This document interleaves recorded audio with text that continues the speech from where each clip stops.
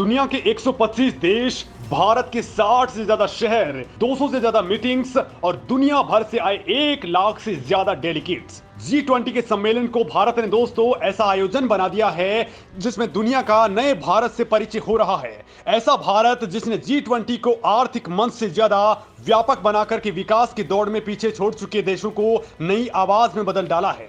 दोस्तों, दुनिया में G20 समिट अपनी स्थापना से अब तक कई बार आयोजित हो चुका है, लेकिन भारत ने इस बार जो कुछ किया है उसे देखकर हर कोई हैरान परेशान है, क्योंकि आज तक किसी भी देश ने इतने बड़े लेवल पर आयोजन अभी तक नहीं किया था।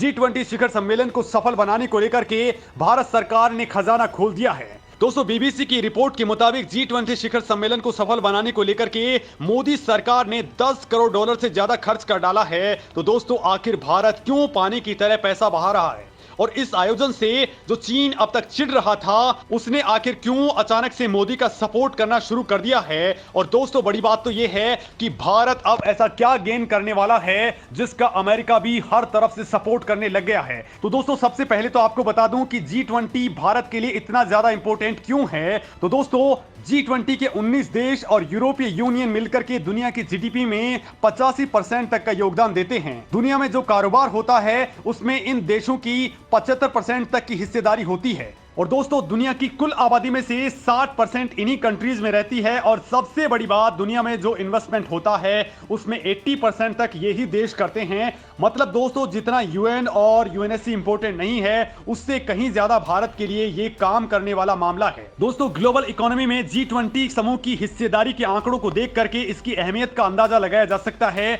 इसकी अध्यक्षता करने से भारत को ग्रुप के सदस्यों के साथ में व्यापार संबंधों को और ज्यादा मजबूत करने में मदद मिलेगी। अगर एक्सपर्ट्स की राय माने तो भविष्य की ग्लोबल इकोनॉमिक ग्रोथ और समृद्धि को हासिल करने में G20 एक रणनीतिक भूमिका निभा सकता है। इसमें शामिल देशों से भारत के इंफ्रास्ट्रक्चर सेक्टर में अच्छा खासा इन्वेस्टमेंट आ सकता है, जिसमें बढ़ोतरी की उम्मीद है। दोस्तों, G20 की अध्यक्षता करने से भारत को वैश्विक मंच पर प्रमुख खिलाड़ी बनने का मौका मिल गया है। G20 से होने वाले फायदों की अगर हम बात करें तो दोस्तों, भारत ने ग्लोबल स्टार्टअप इकोसिस्टम बना डाला है ताकि दूसरे देश भारत के स्टार्टअप्स को करीब से जान सकें और उनमें इन्वेस्टमेंट कर सकें।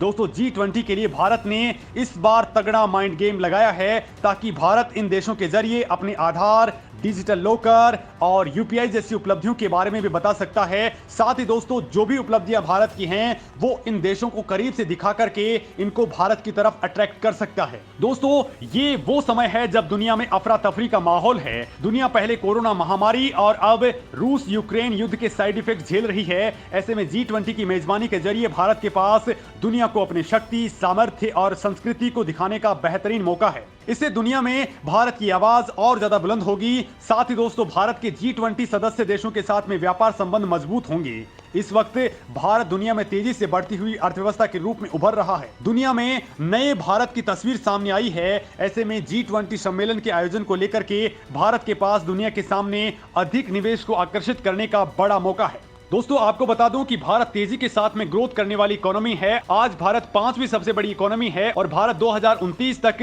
दुनिया की तीसरी सबसे बड़ी इकोनॉमी बन जाएगा।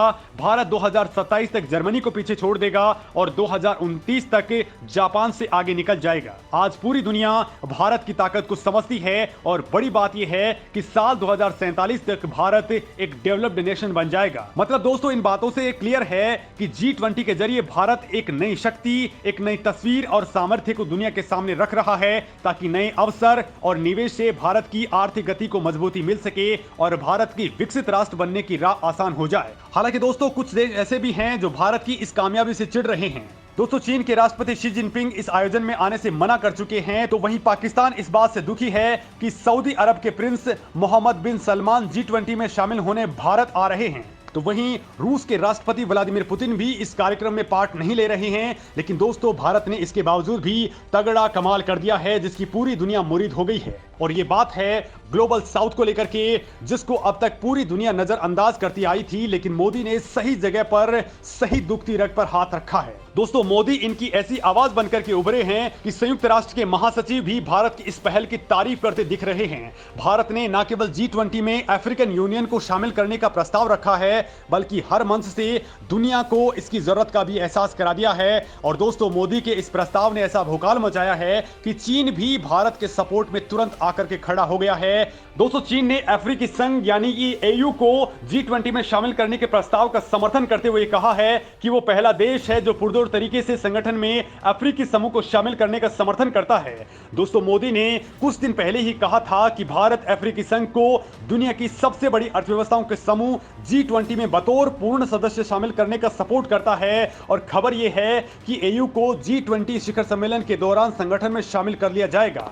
दोस्तों भारत ग्लोबल साउथ की आवाज बनकर के जब से उभरा है तब से अफ्रीकी महाद्वीप के देश भारत के पाले में आकर के खड़े हो चुके हैं। बड़ी बात तो यह है कि भारत के बाद अमेरिका ने भी AU को G20 में शामिल करने का पुरजोर तरीके से समर्थन किया है।